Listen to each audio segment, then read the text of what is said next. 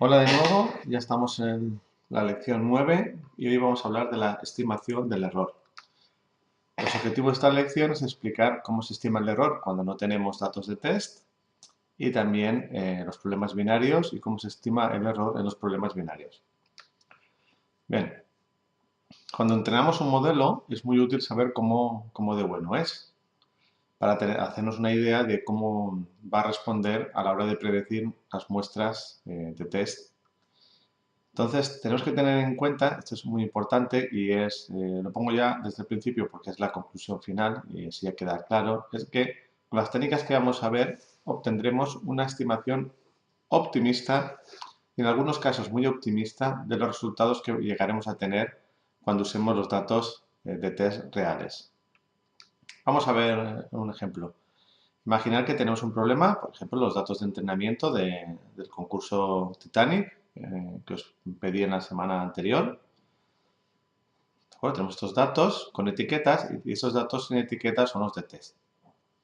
Bien, el training es conocido a priori, es decir, tenemos los datos y sus etiquetas, y el test es desconocido a priori. ¿Vale? Y puede ser que el test no sea tan parecido a los datos de training como nos gustaría. Bien, ¿qué pasa si el conjunto de test es desconocido? ¿Cómo evaluamos el modelo? De hecho, en el concurso Titanic, en esta competición, ya nos pasa. Nosotros no tenemos las etiquetas del test y para saberlas tenemos que preguntarle al servidor, ¿no? A Kaggle, qué tal nos ha ido nuestro modelo. Entonces, Kaggle, para evitar que lo hagamos por prueba y error, ¿no? El concurso es decir, pues pruebo este método, me da 85%. Bueno, pruebo esto, me da 89%. Eso, pues, no es del todo correcto hacerlo así.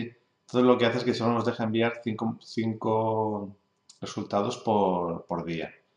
Por lo tanto, si queremos hacer muchas pruebas, tendremos que hacer las pruebas con nuestro conjunto de entrenamiento.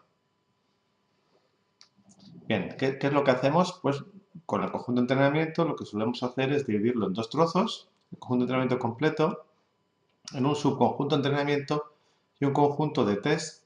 Para este conjunto de test sí que tenemos las etiquetas porque vienen de entrenamiento y lo usaremos para validar este entrenamiento.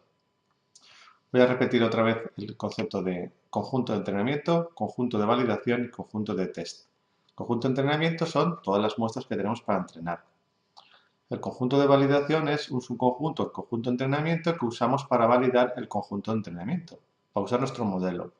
El conjunto de test será lo que tenemos que predecir en el futuro, que a día de hoy es desconocido, es decir, no tenemos las etiquetas.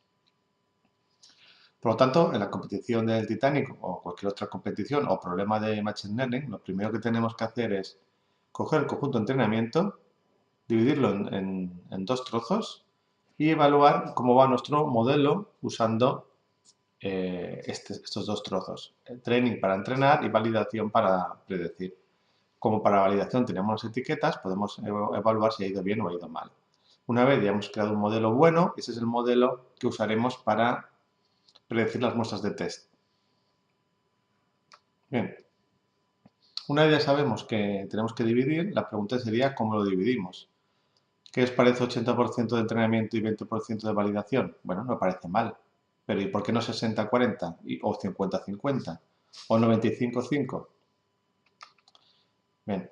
Y además, otra pregunta es, imaginaos que cogemos 80 y 20 y cogemos justo las 80 que hacen que vaya muy bien o las 20 que hagan que vaya muy bien. Pero si hubiéramos elegido hubiéramos particionado el conjunto de otra forma, pues no iría tan bien.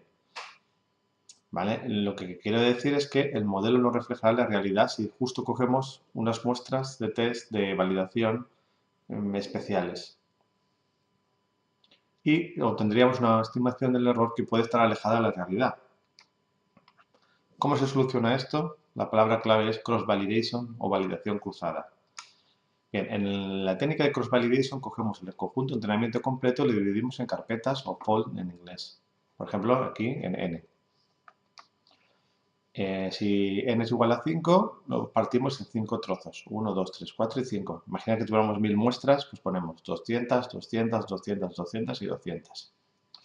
Y hacemos 5 rondas de la forma siguiente.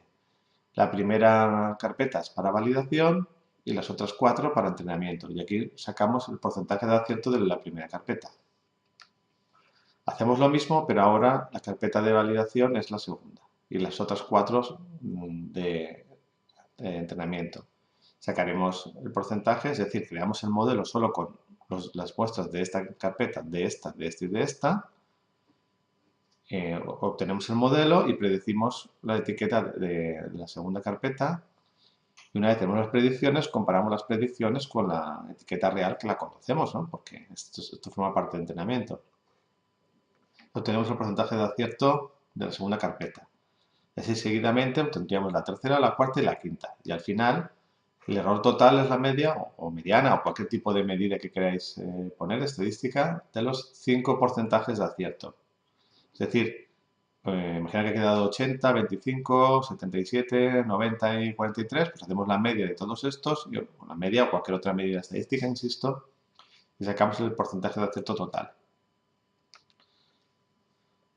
Bueno, entonces, con Cross Validation lo que hacemos es mejorar las posibilidades de que el error estimado sea cercano al real. Pero, insisto, que esto era la conclusión que he dicho al principio, que lo intentamos, pero no quiere decir que lo vayamos a conseguir. Lo que obtenemos realmente es una estimación muy optimista del caso real.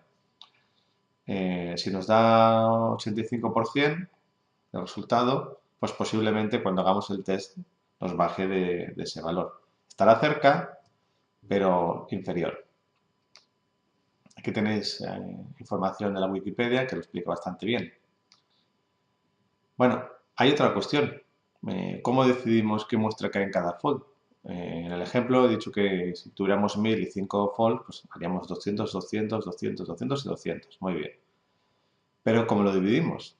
Esa sería la cuestión. La división en folds puede ser caprichosa, como digo en la transparencia, en la diapositiva. ¿Qué hacemos? Bueno, la técnica más empleada es dividir en folds de forma aleatoria m veces. Es decir, que hago una primera pasada de cross validation con una partición. Dicho de otra forma, para que quede claro cuál sería el algoritmo, primero ordeno de forma aleatoria las muestras y las parto de 200 en 200, siguiendo el ejemplo que he dicho antes. Y ahí calculo una estimación del error. Luego lo vuelvo a ordenar usando otra semilla aleatoria y vuelvo a dividirlo. Y así sucesivamente, pues como digo aquí, m veces. Cuantas más veces sea, pues evidentemente pues más, más cercano al valor real será el error. Bien, voy a contar otra técnica que se llama Leaving One Out, que es un caso especial de cross validation. En Leaving One Out, el conjunto de validación tiene una única muestra, por lo tanto hay tantas carpetas como muestras. Imaginar que en nuestro conjunto de entrenamiento tuviéramos 10 muestras, pues entonces haremos 10 veces el proceso de cross validation. Usamos todas menos una para entrenar y una solo para validar. Si acierta, pues sumamos acierto más 1. Si es la primera, pues imaginaos que acierta, pues entonces acierto será 1. Que falle, pues acierto será 0. Ahora hacemos lo mismo con la segunda, todas la 1, 3, 4, así hasta el final, son de entrenamiento y las 2 de test. Si acierta, pues sumamos 1 al acierto, así sucesivamente con todas. Entonces el porcentaje de acierto final será la suma de aciertos de muestras partido el número de muestras. Bien, antes de contaros lo otro, entonces con Cross Validation podemos o coger false muy grandes, sería una posibilidad, o coger false muy pequeños hasta llegar a coger una única muestra por false que sería Leaving One Out. Bueno, pues estoy de vuelta, son las cosas del directo, pues que te interrumpen con llamadas telefónicas. Pues nada, la he contestado ya que estoy de vuelta. Como iba diciendo, con Leaving One Out, al final el porcentaje de acierto final es la suma de aciertos de todas las muestras partido el número de muestras. Ya por último, os quería contar un caso también especial de cross validation que se llama Leaving One Actor Out. A veces los problemas es necesario que algunas personas, que son los actores, realicen varias acciones. Por ejemplo, tomar muestras. Imaginar que tienes que tomar muestras de medir, por ejemplo, cualquier cosa, ¿vale? Para un problema concreto y entonces se lo pedimos a 10 voluntarios. Bueno, pues en vez de coger todas las muestras, mezclarlas de todos los voluntarios y ahí hacer el cross-validation, lo que hacemos los false son por las personas. Porque es posible que las personas hagan las mediciones de forma diferente de unas a otras. ¿Vale? Entonces, un buen modelo será aquel que sea capaz de obtener buenos porcentajes de clasificación para las muestras de una persona usando como entrenamiento las muestras de otras personas. Este sería un caso muy particular de cross-validation, pero que se suele hacer mucho porque es muy normal que varias personas intervengan en el proceso de captura de datos. Bueno, pues hasta aquí el cross-validation. Recordar lo más importante, tenemos un conjunto de entrenamiento, no tenemos el test, pues como pasa por ejemplo en la competición del Titanic. Tenemos que primero usar el cross-validation internamente con el conjunto de entrenamiento, o ya por hacer living one out, o falls más grandes, ahí sacar un porcentaje de error. ¿Nos gusta el porcentaje de error? Pues bien. ¿No nos gusta? Pues seguimos ahí dándole vueltas hasta que consigamos un porcentaje de error muy bueno. Entonces, solo entonces, con el modelo, con el mejor modelo que hemos obtenido, usando los datos de entrenamiento, es cuando aplicamos, cuando predecimos con los datos de test. Y ese resultado es el que debemos subir a la web, en vez de hacer un proceso de prueba-error que lo único que nos va a hacer es no llegar a ninguna conclusión. Primero con el entrenamiento, después con el test. Venga, hasta el siguiente vídeo.